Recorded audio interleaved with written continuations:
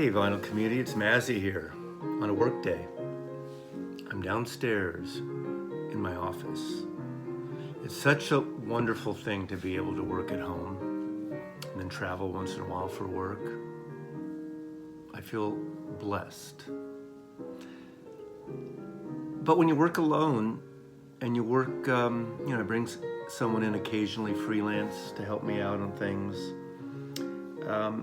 You want to reach out. You want to get out a couple days, maybe work in a cafe. You see all those people in the urban areas, on their laptops and stuff. I do that occasionally. Not as much as I'd like to, but you interact with people if people actually talk to you. I'm playing, it's a little jazz VC thing I thought I'd just put together. Having a break here. This is Bill Evans, and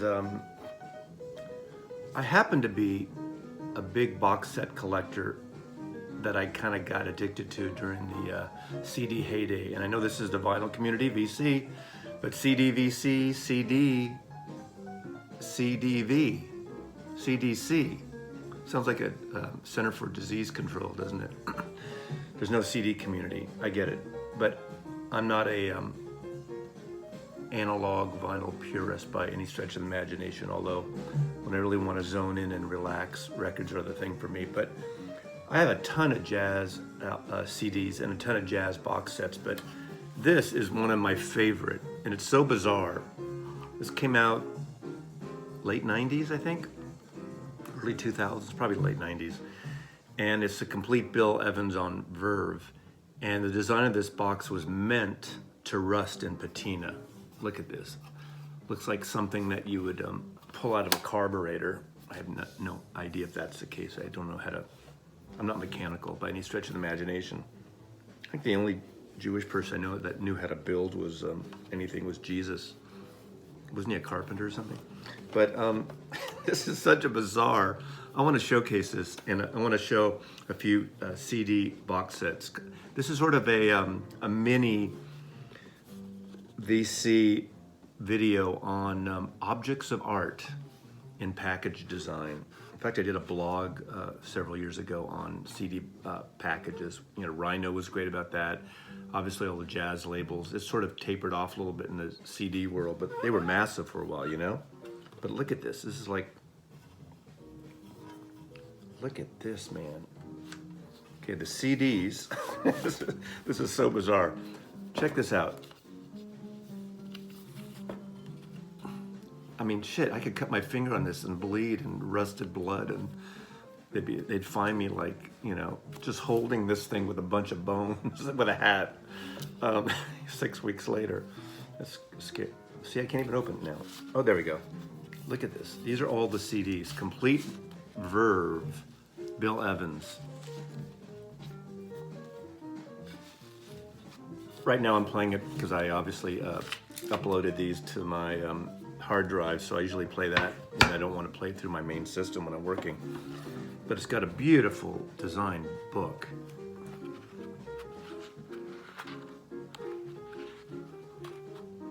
I mean, you gotta, I know they're doing more special editions on vinyl again, box sets and things, but there was a really great heyday in the 90s and early 2000s in compact disc packaging, and I'm glad I didn't get rid of these. Everyone is unloading their CDs now, and I get that to a point, but look at this.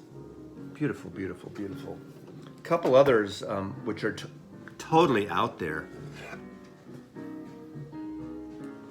Again, this sort of Yoko Ono Fluxus minimalism thing is something I really, look at this. I mean, you'd see this in the MoMA. Thank you, thank you, thank you, thank you. Herbie Hancock is Warner Brothers years. And this is one of those boxes, I feel like it's Rubik's Cube. It takes a shitload of time to figure out how to open it. And every time, I don't open it maybe once a year.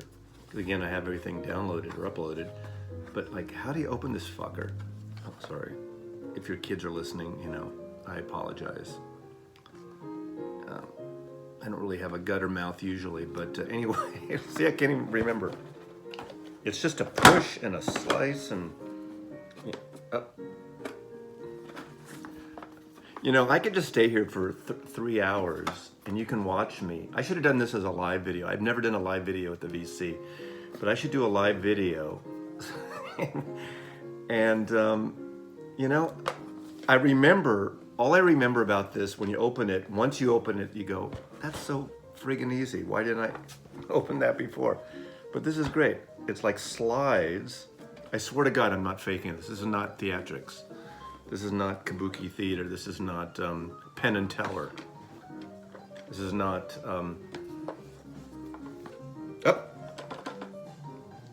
Nope. We'll phone you. Okay, we'll put that aside for a moment. We'll come back to Herbie.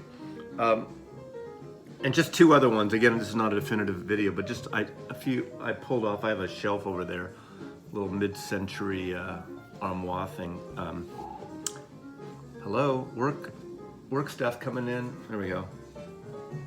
Charlie Christenson, great jazz guitarist, electric guitarist. Look at this, sort of like an old Gibson vintage tweed amplifier box set.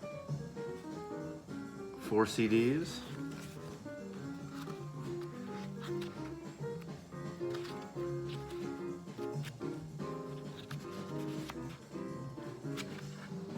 Actually, Charlie Christenson, you should check out. He played with Benny Goodman and a lot of some of the big bands, but great stuff. Anyway, 30s, 40s, good stuff. I tend to be, you know, I go back and forth. Sometimes I'm more traditionalist with early jazz, like literally the 30s, 40s, 50s. I like a lot of bebop, Bird. Well, Dizzy Gillespie would be a little later, but Lester Young, that kind of stuff. In fact, if you haven't already, watch my Martini video where I show those Verve vinyl reissues from 76, 77, 78.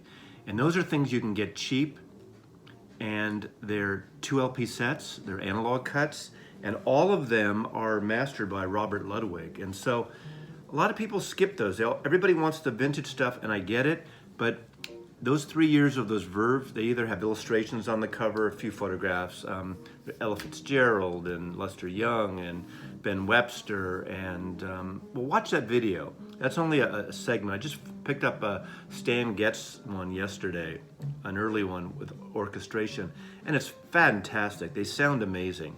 So I know everyone's striving for the original Verves, and you want the original pressings and covers, and of course, go for those, but you can get these double sets really cheap. And I'll come back to the thing about Verve lastly. Now, the 100-year centennial, God, what year would this come out? I'm a big Duke Ellington fan, and the centennial edition, talk about whacked.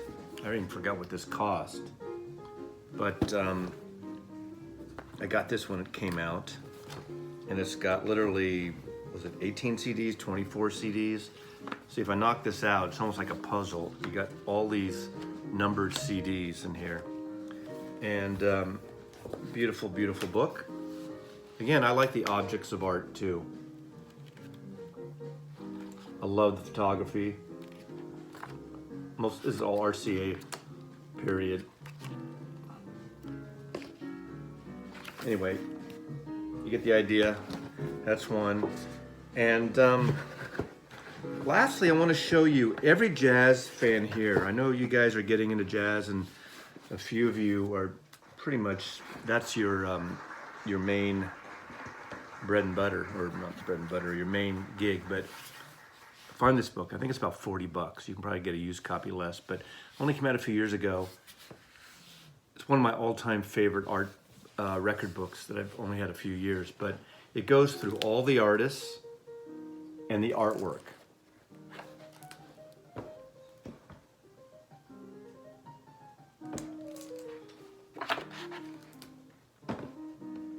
You know, I'm not going to give you the history of Norman Grant's Verve label.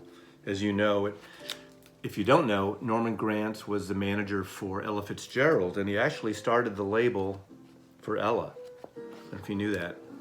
And I think the first thing you recorded was the Cole Porter songbook with Ella Fitzgerald, and then obviously signed, you know, some of the best jazz artists of the day. Did a series of jazz at the Philharmonic live shows. You know, reissued a lot of stuff, and then sold the label to MGM, I think in early 60s maybe. And as you know, later on, you know, they opened up and Verve actually signed the Velvet Underground and the Mothers of Invention, Frank Zappa, and so on. But this book, a wonderful, wonderful book. So this should be in your library, Verve, The Sound of America.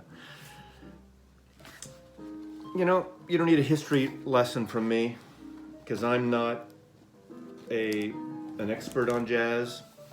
I like a lot of jazz. I've been listening to a lot of jazz.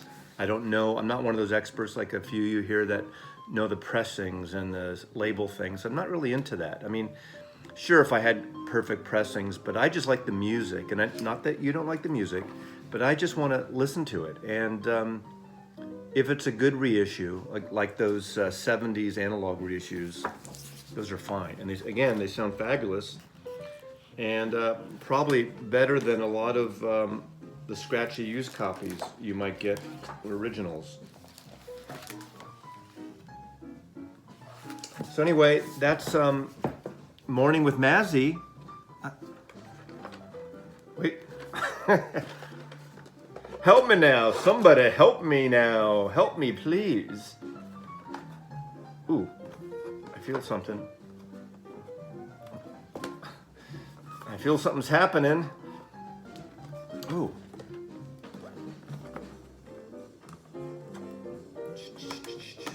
This is like, I think the Infinity Stones are in here. I think that's what's going on. Thanos, give me your box. Oh. You know, you guys can turn it off if you want, but I'm going to play with this for a while we listen to Bill Evans. And thanks for watching. Please subscribe, make comments. And if it's too much for you,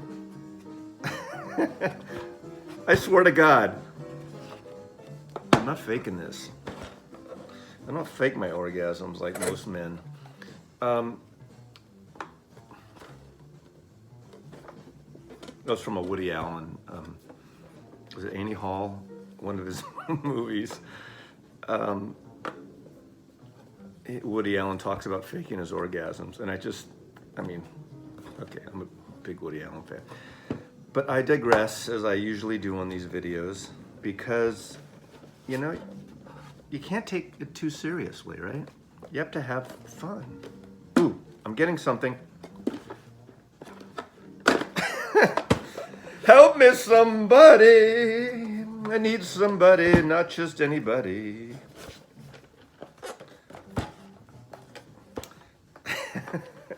I feel like a 3-year-old in a kindergarten class. Or how old are you when you're in kindergarten? I don't even know. My son's grown up, so. I bet you there's a YouTube video. How do you open the Herbie Hancock Warner Brothers plastic cube? Carry on.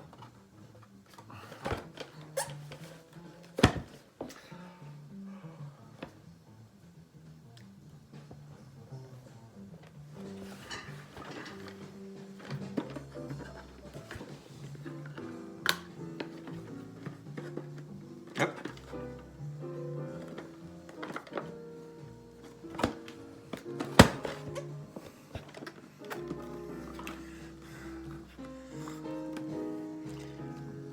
I think they use this as a prop in every science fiction film, like from the 80s or 60s or 80s, 90s, you know, and it glows. You know what's gonna happen? In 3 years, if I'm still in the vinyl community, all of a sudden, someone's gonna walk in my record room, pick this up and open it. Just pretend this is conceptual art. I wish I could, is there a filter I can do? I don't do any post-production. I think this should be in black and white. I think that would be really arty. right?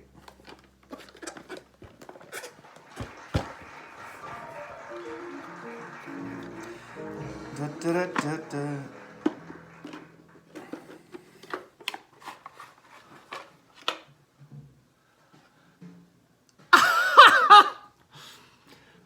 See you later, vinyl community. Mazzy loves you.